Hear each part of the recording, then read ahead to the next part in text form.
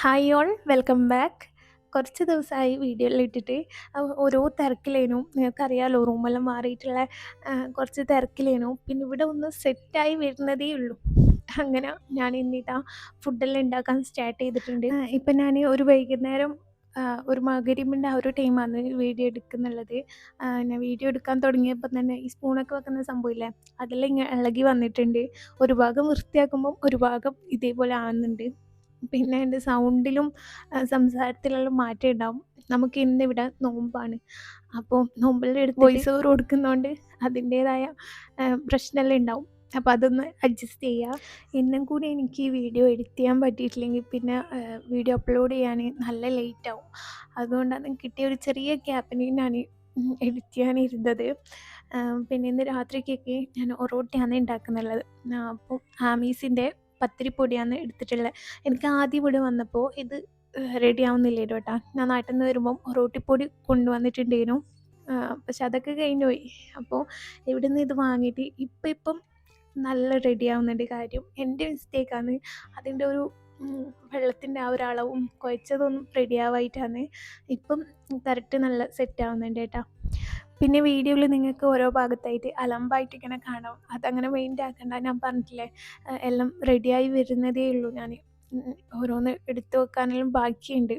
അപ്പോൾ ഓരോ ദിവസമായിട്ട് ഇങ്ങനെ ചെയ്യലാന്ന്. പിന്നെ ഞാനിവിടെ വന്ന മുതലേ എന്നോട് ഹോം ടൂർ ചെയ്യുമോ എന്ന് ചോദിച്ചിട്ടുണ്ടായിരുന്നു. കുറച്ച് പേര് കമൻറ്റ് ചെയ്തിട്ടുണ്ടായിരുന്നു. അപ്പം ഞാനതിന് വീഡിയോയിൽ എടുത്തു വെച്ചിട്ടുണ്ട്. ഞാൻ ഏതെങ്കിലും വീഡിയോൻ്റെ കൂടെ ഇടാം കേട്ടോ. ഇപ്പം കുറച്ച് എന്താ പറയുക, ബിസി ആയതുകൊണ്ടാണ്. ഞാൻ ഏതെങ്കിലും വീഡിയോൻ്റെ കൂടെ ഇടാം. പിന്നെ ഈ റൂമിൻ്റെ വീഡിയോ ഞാൻ ഇൻഷാ അള്ളാ എല്ലാം ഒന്ന് ഒരുങ്ങി സെറ്റാവട്ടെ, എന്നിട്ട് ഞാൻ ഇതും കാണിക്കാം കേട്ടോ.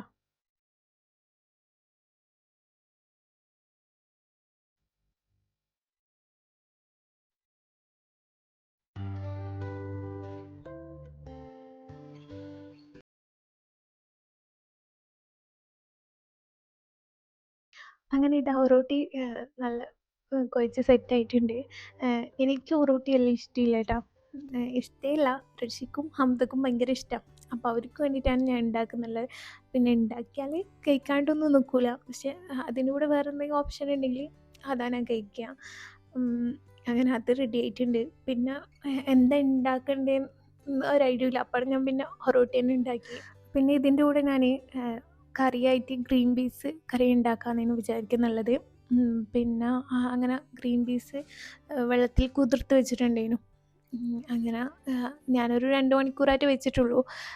ആവുമോ ഇല്ലയോ എന്നൊന്നും അറിയില്ലേനു. പെട്ടെന്ന് ഉണ്ടാക്കാമെന്ന് വിചാരിച്ചിട്ട് ഗ്രീൻ പീസ് കറി ഉണ്ടാക്കാമെന്ന് വിചാരിച്ചിട്ട് അങ്ങനെ വെള്ളത്തിലിട്ട് വെച്ചതാണ്. കറി വേഗം ഉണ്ടാക്കി വെക്കാമെന്നാണ് വിചാരിക്കുന്നത്. അങ്ങനെ ഞാൻ കുക്കറിലേക്ക് ഗ്രീൻ പീസ് ഇട്ട് കൊടുത്തിട്ടുണ്ട്. പിന്നെ ഉള്ളി, തക്കാളി, പച്ചമുളക്, 2-3 വെളുത്തുള്ളി ഇതെല്ലാം കട്ട് ചെയ്ത് വെച്ചിട്ടുണ്ട്. അതും കൂടി ഇട്ട് കൊടുക്കുക. പിന്നെ മഞ്ഞൾപ്പൊടി, മല്ലിപ്പൊടി, ഉപ്പ്, കുറച്ച് വെള്ളം. അപ്പോൾ ഇതൊക്കെ ഇട്ടിട്ട് അടച്ച് വെച്ച് 3 വിസിൽ വേവിക്കാമെന്നാണ് പറയുന്നത്. പക്ഷേ ഇത് ഞാൻ 3 വിസിൽ കഴിഞ്ഞിട്ട് തുറന്ന് നോക്കിയാലും വെന്തിട്ടില്ല കേട്ടോ. അപ്പോൾ ഒരു 5-6 വിസിൽ എടുത്തിട്ടുണ്ടായിരുന്നു വേകാൻ വേണ്ടിയിട്ട്. ഞാൻ പറഞ്ഞില്ലേ, കുതിർത്ത് വെച്ചിട്ട് അത്ര ടൈമേ ആയിട്ടുള്ളൂ. അപ്പോൾ അതുകൊണ്ടായിരിക്കാം. പിന്നെ അതിന് മുമ്പായിട്ട് ഞാൻ ഹംദക്ക് ചോളം പുഴുങ്ങാൻ വേണ്ടി വെച്ചിട്ടുണ്ടായിരുന്നു. എൻ്റെ എല്ലാ വ്ളോഗിലും അതുണ്ടാവും കേട്ടോ. അങ്ങനെ അത് എടുത്ത് മാറ്റുന്നതാണ്.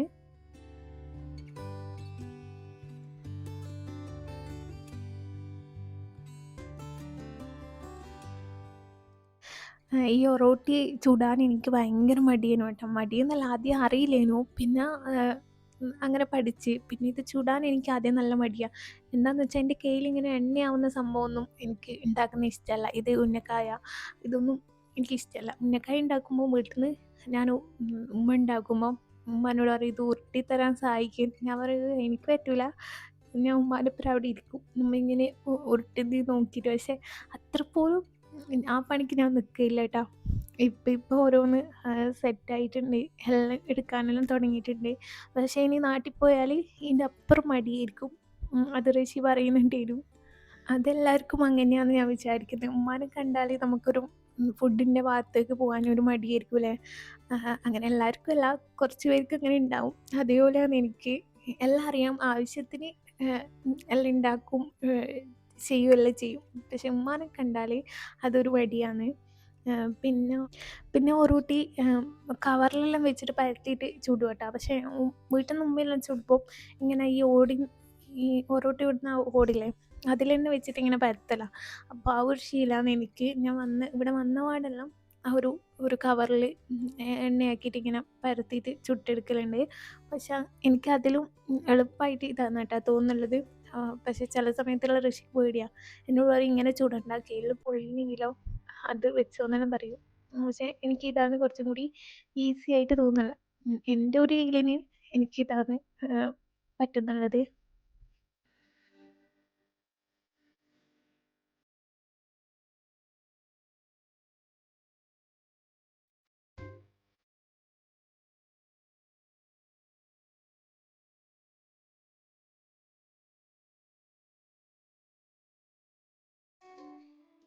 അതിൻ്റെ ഇടയ്ക്ക് നാട്ടിൽ നിന്ന് കോൾ വന്നിട്ട് ശ്രദ്ധ അങ്ങോട്ടേക്ക് ആയിപ്പോയി കേട്ടോ. പൊറോട്ടിൻ്റെ കളറ് ചെറുതായിട്ട് മാറിയിട്ടുണ്ട്. പക്ഷെ എന്നാലും എനിക്കിഷ്ടമാണ് കേട്ടോ. ഇങ്ങനെ പുറത്ത് കുറച്ച് ഉണങ്ങിയ പോലത്തെ പൊറോട്ടി ഉണ്ടാവില്ലേ, അതെനിക്ക് ഭയങ്കര ഇഷ്ടമാണ്. നല്ല എന്താ പറയുക, അധികം സോഫ്റ്റ് ആയിട്ടുള്ള പൊറോട്ടിനേക്കാളും എനിക്കിങ്ങനെ കളറ് മാറിയിട്ടുള്ള കുറച്ച് കരിഞ്ഞ പോലത്തെ പൊറോട്ടിയാണ് കേട്ടോ ഇഷ്ടം. പിന്നെ ഇന്ന് രാത്രി ഞാൻ കുറച്ച് നേരത്തെയാണ് ഫുഡ് ആക്കിയിട്ടുള്ളത്. സാധാരണ ഒരു 8:30 ആ സമയത്താണ് ഞാൻ എന്തെങ്കിലും ഉണ്ടാക്കാൻ തുടങ്ങൽ.